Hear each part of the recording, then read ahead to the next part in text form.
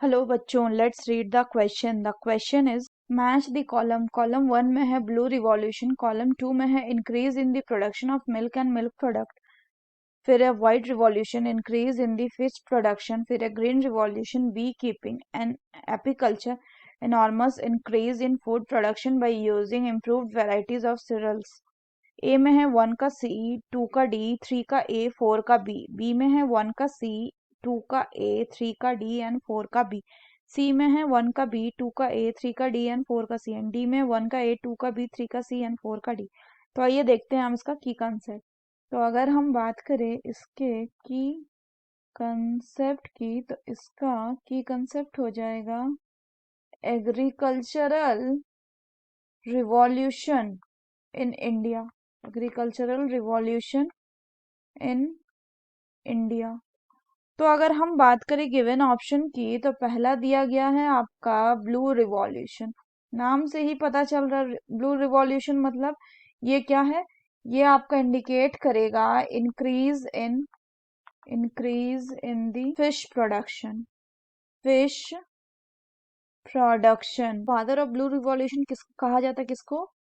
Doctor Arun Krishnan.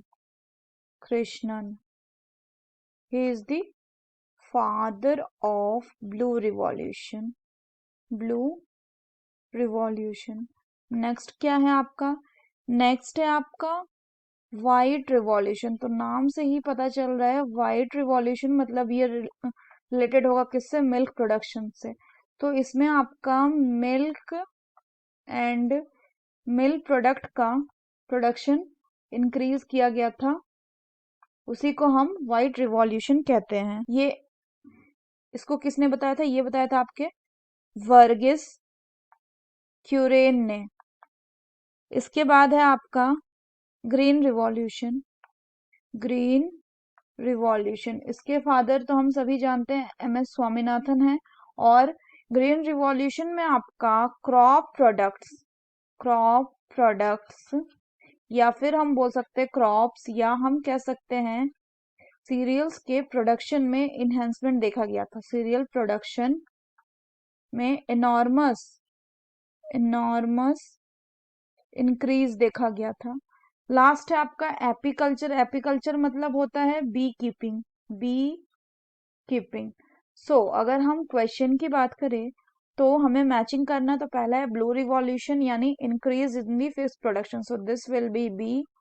Next is white revolution, ये increase in production of milk and milk product, so this will be A. Green revolution में हो जाएगा D, that is enormous increase in food production by using improved variety of.